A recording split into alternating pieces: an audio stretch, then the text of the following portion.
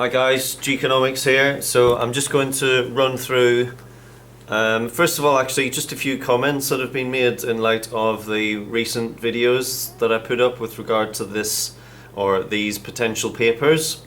So yesterday we looked at question 1A, which was straightforward.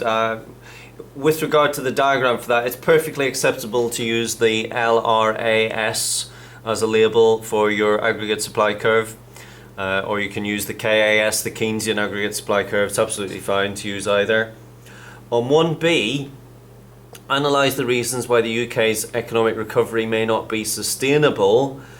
I did have somebody mention whether or not it would be appropriate to include reference to the J curve, which would be great actually. And for those of you who are maybe unfamiliar with the J curve, I'll just give you a little brief rundown of it.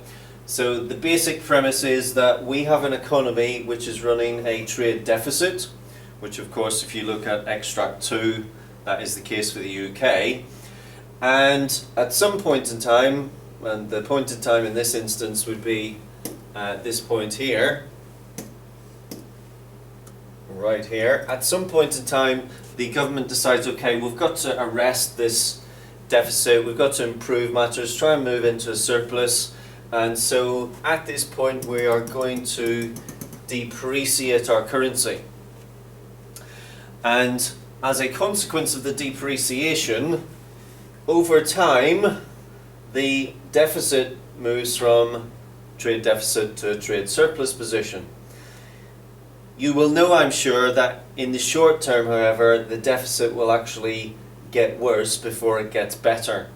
And the reason for that is that it takes a long time for people to realize, in some instances, that actually whenever you depreciate your currency, of course, your exports become cheaper. Well, if people are tied into contracts whereby they've agreed to buy your exports at a certain price for a certain period of time, well, it takes time for that contract period to run out, and so what happens is that actually they don't realize until some time later that your exports are cheaper, and then they start buying more of them, or they're released from contract, then they start buying more of them, and then we move into a surplus, trade surplus.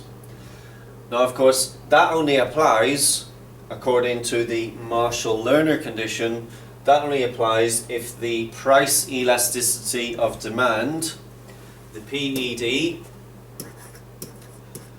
for imports and exports is greater than 1, if it's elastic, because we want the price, we want the demand to be very sensitive to the price changes. So when the price of exports fall, we want an enormous quantity, an enormous increase in the quantity of those exports. And similarly, when the price of the imports rise as a consequence of the depreciation in the currency, we want an enormous drop off in the number of imports. And in that way, you should ensure that you move up here where the value of X will be greater than the value of M. So it's a really useful thing to perhaps make reference to in your answer. Whether or not you could go into this type of detail in the answer, it'll depend on the question and obviously the time that you got on your hands in order to answer that particular question. But really good comment. The other thing that was mentioned was with regard to when we were talking about the AD curve shifting leftwards, and we talked about the fact that there'd be a negative multiplier effect. And so somebody was saying, well, what about the accelerator?